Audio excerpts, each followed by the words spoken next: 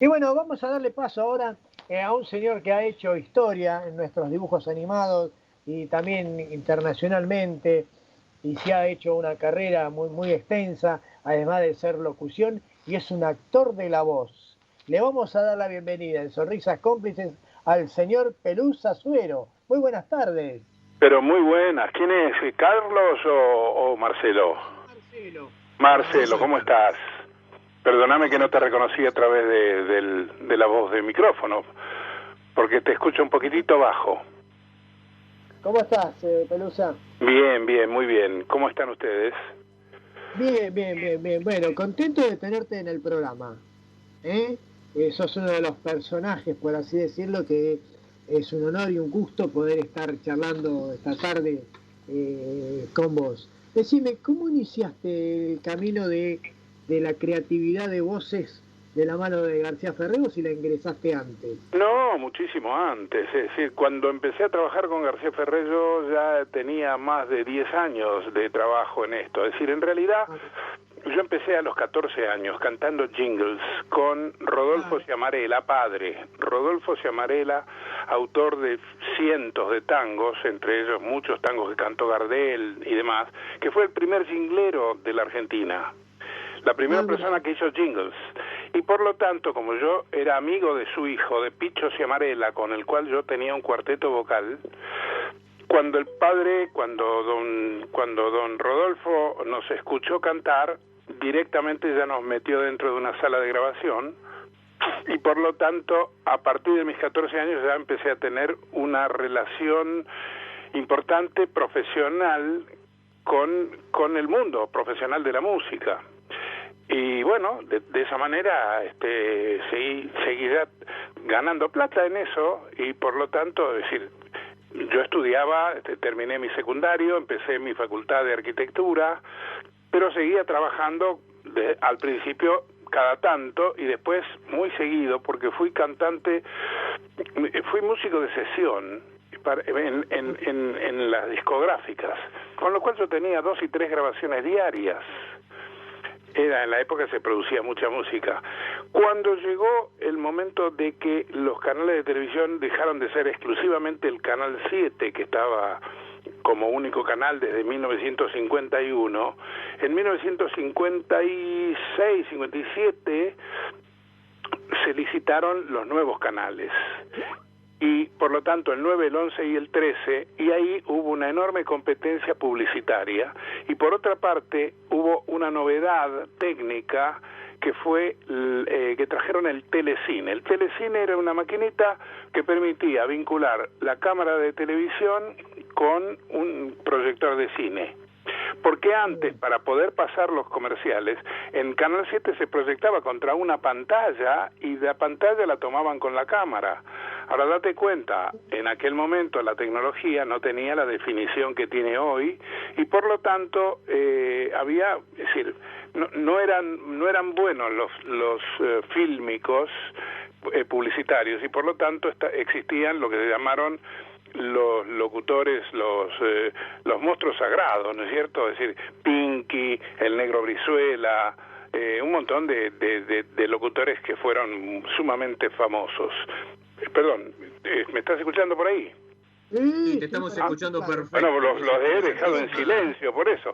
No, temí que se hubiera cortado. Historia, así que estamos escuchando. Bueno, me preguntaste cómo empecé. Empecé a los 14, tengo 81, date cuenta. Hace un montón de años y no paré nunca. No paré nunca y sigo esta vuelta ya a los 81 medio tímidamente porque se me han ido muriendo los clientes. El caso de García Ferrer, el caso de Caloi, con el que hice Clemente, por ejemplo. Bueno, con García Ferrer trabajé 47 años seguidos, más allá de que seguía trabajando yo en publicidad. En realidad, mi currículum es mucho más rico en la publicidad que en lo que fuese dibujos animados de entretenimiento, como el caso de Hijitus. En la tira de Hijitus hice 16 personajes. Durante los 7 años que se produjo, o sea, se dejó de producir en 1975 y después todo lo que se siguió viendo eran repeticiones. No se volvió a producir la serie. Lo que sí García Ferrer siguió haciendo fueron largometrajes. que hizo seis largometrajes de dibujos animados, el último Soledad y Larguirucho, y después de eso ya falleció. Claro. ¿Cómo? Pelusa, Carlos te saluda, ¿cómo te va? Buenas tardes. Hola, bien. Cuando te llama García Ferré, un poco lo que te plantea es hacer en Argentina lo que hacía Mel Blanc en Estados Unidos, ¿no? Ser un único creador de las voces de muchos personajes. Ahora, claro, sí, algunas veces me han comparado con Mel Blanc. Yo me saco el sombrero cuando hablan de Mel Blanc, porque fue realmente un tipo que hizo personajes que tuvieron muchísima repercusión. Ahora, posiblemente yo en la historia mía, y por razones de que quizá no he tenido un competidor de fuste, es decir, siempre han competido conmigo, siempre hay gente que se ha querido meter en la cosa, pero no hubo una persona. Yo he vivido directamente de hacer voces de dibujos animados. Mucha gente se ha metido, pero que vivía de otra cosa y trataba de entrar en el negocio de los dibujos animados, pero nunca permanecieron. Yo llevo más de 6.000 comerciales que han ido al aire, dentro de lo que es publicidad, ¿no?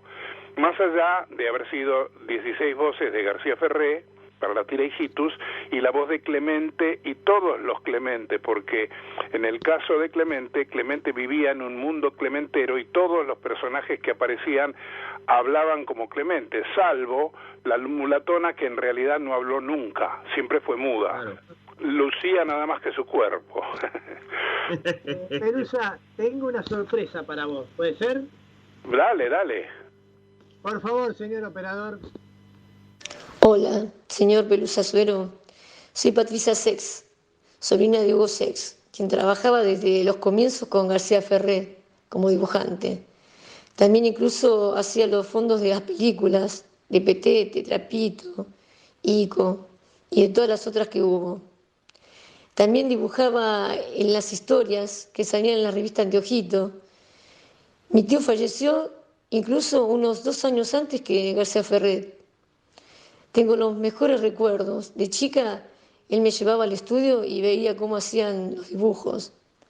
También mi tía Beatriz trabajaba ahí. Bueno, un abrazo. Perdóname, la escuché muy saturada en mi teléfono y no pude determinar quién era. Es una señora, ¿sí? La señora que habló es Patricia Cés, y que su tío, Hugo Cés, trabajaba y hacía los dibujos. Patricia Cés, sí, Hugo Cés, un dibujante fantástico, realmente uno de los mejores de los que tuvo García Ferré. Sí. Pero yo no sé si la conocí personalmente. ¿Cómo? No sé si la conocí personalmente, yo no recuerdo. Ella era chica cuando fue al estudio, que ahí lo contó. Ah, claro. Perdón, lo que pasa es que en mi teléfono, no, ningún problema. En mi teléfono la escuchaba muy saturada. El audio para que lo escuches bien. Claro, no, está todo bien. Pelusa, ¿se generaba primero un personaje y después se le ponía la voz? ¿Era un proceso conjunto, por ejemplo, en el caso de García Ferré o alguno de los tantos que hiciste también para comerciales? En principio, ¿era un proceso conjunto? ¿Cómo es? En principio, en dibujos animados siempre, es decir, no hablamos de doblaje, hablamos de creación original de voces, porque lo que sucede mucho, es decir, una cosa es el doblaje, que es cuando la película ya tiene sonido y hay que cambiarle el idioma. Entonces uno tiene que mirar la película y remedar y copiar los ritmos de la boca. Pero cuando la película se va a dibujar, lo que guía al dibujo, mejor dicho, lo que determina los tiempos de cada escena, es el largo de la palabra. Por lo tanto, se graba primero y se dibuja después. Siempre en las cosas de dibujos animados, cuando son creaciones, no doblaje, se graba primero y se dibuja después. García Ferré tenía, para producir 1 minuto por día durante 7 años, tenía 55 dibujantes. O sea, claro, cuando hablamos de García Ferré hablamos de la única persona que fue una empresa en la República Argentina, porque lo demás, los que han hecho dibujos animados, siempre son grupos que se han armado, se han desarmado, es decir, una serie de dibujantes, buenos muchos, pero que no llegaron a conformarse como una empresa. En el caso de García Ferré fue el que prosperó gracias al dibujo animado. Él fue dibujante por supuesto, él era dibujante y era el creador inicial de todos sus personajes, pero detrás de eso tenía una corte de buenos dibujantes de primer nivel que lo ayudaban y que lo secundaban absolutamente en todo eso, ¿no es cierto? ¿Y vos qué voz es qué personaje? Los personajes, en principio yo empecé con García Ferré previamente en la serie de Anteojito y Antifaz. García Ferré me conoció a mí porque necesitaba tener alguien que dialogara con Anteojito y con Antifaz, porque si no se la pasaban ellos dialogando entre ellos dos solos. Y entonces necesitaba tener otras voces. Y yo le hice un montón de voces irrelevantes, voces absolutamente del momento, y de ahí él se dio cuenta de mi flexibilidad. Cuando decidió dejar la publicidad, porque a él la publicidad medio que lo agotaba, porque hasta último minuto los publicitarios le cambiaban los textos, le cambiaban los personajes, le hacían un montón de pedidos de último minuto, y él eso no lo soportaba. Decidió pasar directamente a producir una serie de entretenimiento que se llamó Hijitus, donde ya la publicidad no estaba. Y entonces me pidió Larguirucho, Pucho y el profesor Neurus. Larguirucho era un ayudante del profesor Neurus. Es decir, en realidad, como todas las cosas del dibujo animado clásico, es la lucha del bien contra el mal. Hijitus era el bien y el mal era Neurus. Neurus no era tan eficiente como Hijitus. Hijitus era el bien por sí mismo y no necesitaba ningún ayudante. Mientras que el Neurus tenía Larguirucho, Pucho y Serrucho. Siempre García Ferré tenía esa costumbre de hacer versitos. Siempre era Sí. en sus primeras cosas. Después hubo muchos cambios, ¿no? Pero bueno, Larguirucho, Pucho y Serrucho. Ninguno de los tres personajes valía demasiado más que el otro. Pero a Serrucho nunca le encontramos la manera o sea, le encontramos la voz, que era nada más que hacer pero nada más. Entonces Pucho era una especie de Gardel. Claro, a ver, ¿cómo es la rutina de laburo? Es decir, García Ferré no me podía decir a mí cómo era la voz que él quería. Me preguntaba a mí qué voz le pondría yo a sus personajes. Él reconoció que yo era el autor de las voces. O sea, él se confiaba en mi creatividad para poder agregarle voces a los personajes que él dibujaba. Entonces, en el caso de Pucho, es decir, evidentemente para yo poder tener alguna inspiración respecto de cómo podía ser la voz, le empezaba a preguntar cosas. Entonces, bueno, Pucho, ¿qué es Pucho? Pucho es un hombreador de bolsas del Abasto. Cuando me dijo que era del Abasto, yo inmediatamente pensé en Gardel, que vivía en el Abasto. Y por lo tanto le puse una voz agardelada. ¿No es cierto? Le decía, profesor Neurus, usted es cuán perfecto, profesor, qué. Y el qué, o sea, una de las condiciones también de los personajes de García Ferré en particular, es que todos tenían sus muletillas. Es decir, Pucho tenía el qué, ¿no? Y todo el tiempo era qué. Pero Larguirucho, por ejemplo, tenía la risa o tenía el miedo. El miedo era ¿no? Cuando se moría de miedo. Y aparte, otra de las cosas, es decir, cuando me presenta Larguirucho, me muestra el dibujo de Larguirucho, yo veo que Larguirucho tenía un diente muy grandote adelante, y eso yo me imaginé que tenía que modificar la fonación. Por lo tanto, puse mi labio inferior detrás de mis dientes incisivos superiores. Ahora voy a empezar a hablar con mi voz natural, pero poniendo el labio detrás de los dientes. Y por lo tanto eso cambió la fonación, ¿te das cuenta? Pero a eso hay que agregarle que Larguirucho tenía el cerebro medio reblandecido. Y entonces era medio bobeta. Y por lo tanto salió de esta forma, ¿te das cuenta? Y después, bueno, claro.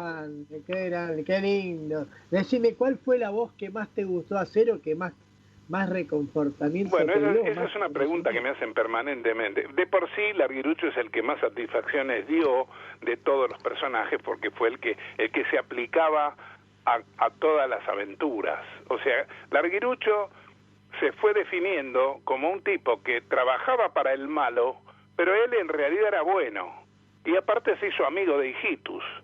Por lo tanto, trabajaba para el profesor Nebrus, que era el enemigo de Hijitus, pero le contaba a Hijitus la maldad de que le iba a hacer Nebrus. Inocentemente se las contaba, no era un alcahuete, ¿viste? Sino que era un inocente.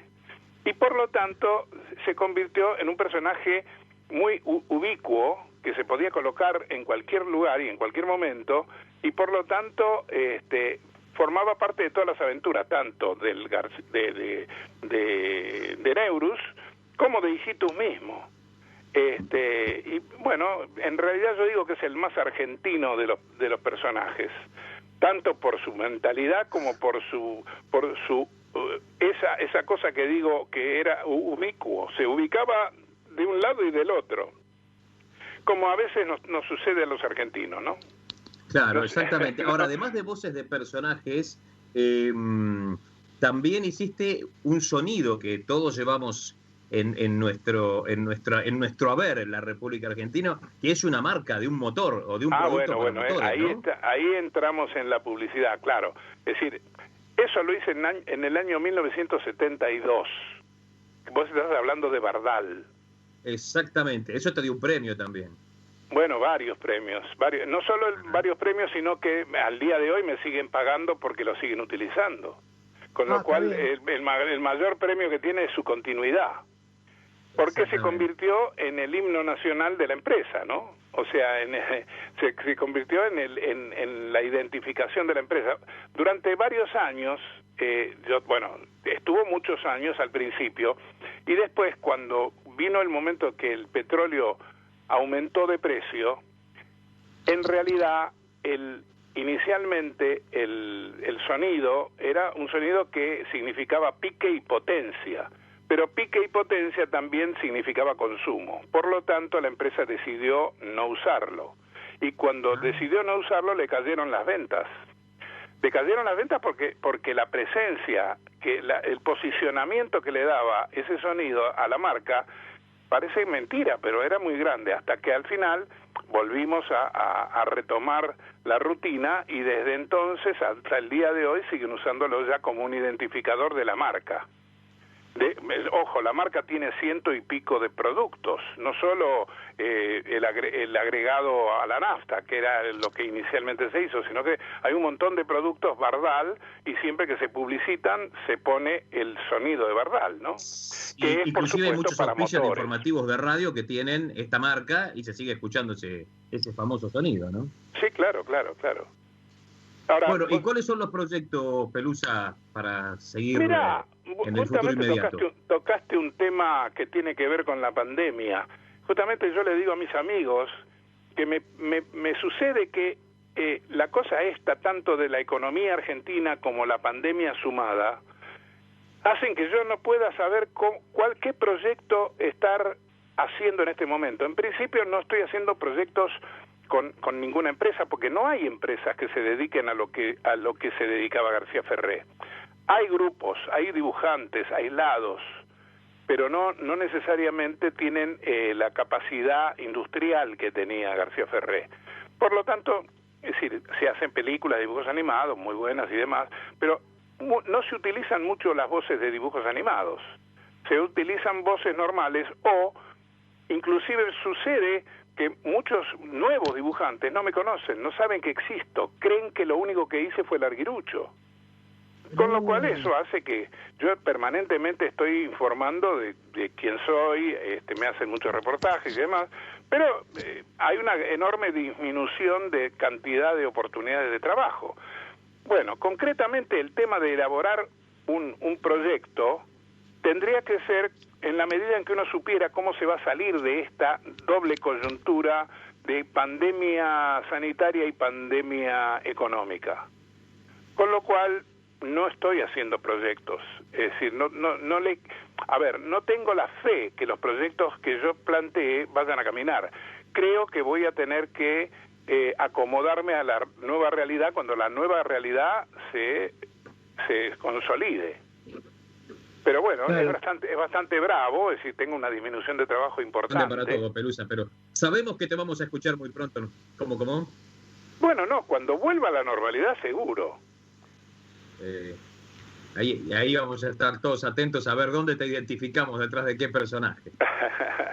Está bien. ¿O de qué voz? Porque también ha sido voz una locución sin hacer personajes, que hemos escuchado en muchos casos, ¿no? Bueno, claro, lo que pasa es que lo famoso y diferenciador mío han sido las voces de dibujos animados, pero yo soy un locutor común y silvestre, con una garganta sana, bastante sana por suerte, y que todavía la conservo. Tengo 81 años, pero ya no tengo voz de viejito, y puedo ser un locutor normal, que puede modular sin aparte, qué sé yo, puedo ser más joven hablando.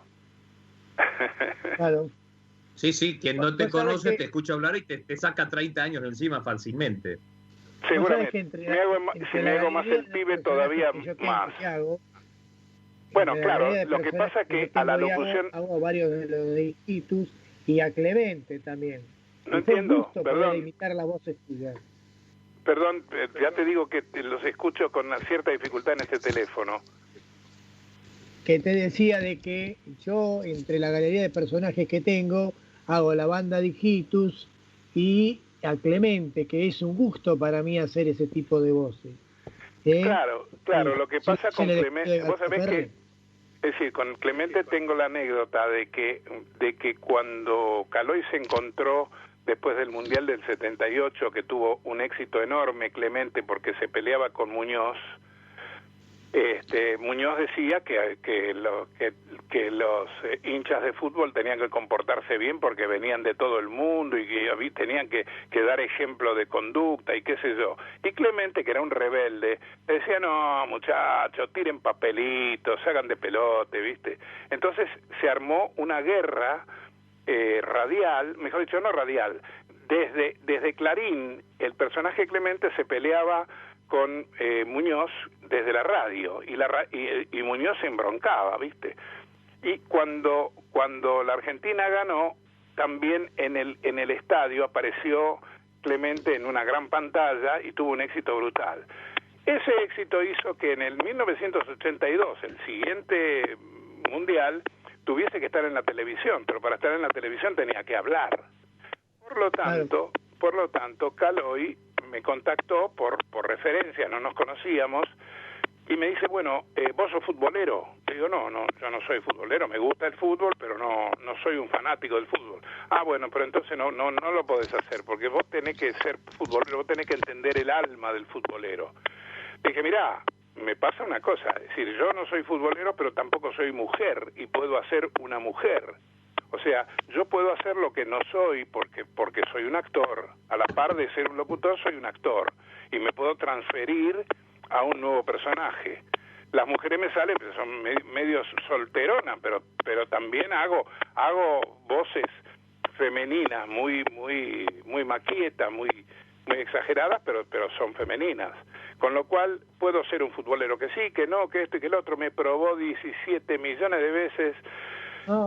Grabamos un montón de pruebas. Él confesó después a la prensa que había probado algo así como 50 actores para encontrar su voz y no hubo caso. Al punto tal que un día, que ya era desesperante no poder encontrarle una voz que le gustara a él, le digo, pero para un poquito, ¿vos sabés cómo es la voz de Clemente? Me dice, sí, por supuesto. Entonces vamos a hacer una cosa, vos grabámela y yo te imito, porque a mí no me gusta imitar. Muchas veces me presentan a mí como imitador, yo no soy imitador. Puedo serlo, sé ser imitador, en algunos casos he tenido que imitar, pero no me gusta porque le agrego creatividad a las voces, ¿entendés? O sea que inmediatamente, más allá de que estoy imitando, las estoy modificando. Por lo tanto, le digo, bueno, vamos a hacer una cosa, yo te voy a imitar. Entonces él se grabó, se escuchó y me dice, no puedo, es decir, la tengo en la cabeza, pero no la puedo patentizar, no la puedo sacar afuera. Vos sos el especialista, decime vos cómo es la voz de mi personaje. Y Entonces le hice una voz que no tenía cuerdas vocales porque las había perdido gritando los goles de la selección, ¿te das cuenta? Encima era muy porteño, era muy argentino, ¿no? Y por lo tanto hablaba así con esta vocecita que te estoy haciendo ahora, ¿no?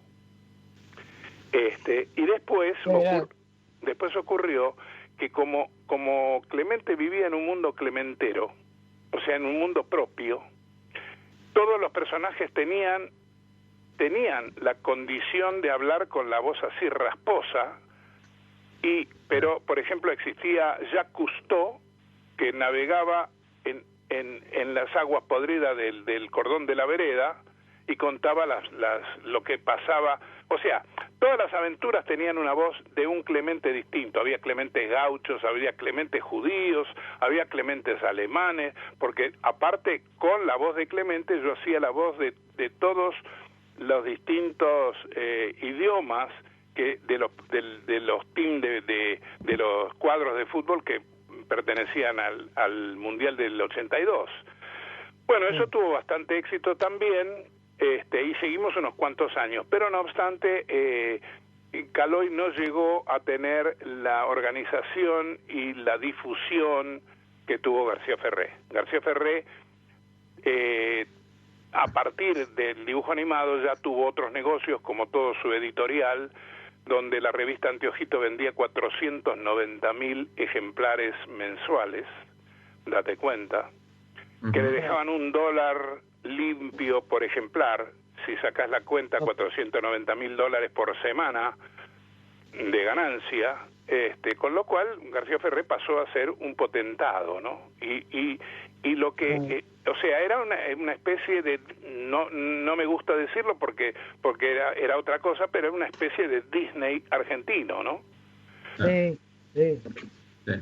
Pelusa, nosotros te queremos dar las gracias por haber estado hablando todo este tiempo en el programa, que nos quedaríamos 2 horas más, y gracias por habernos acompañado durante toda nuestra vida, Pelusa, con estos personajes. Bueno, la culpa es de ustedes, porque yo tengo para contarle, que imagínate, tengo 67 años de laburo, así que puedo hablar hasta un rato más largo, si ustedes quieren.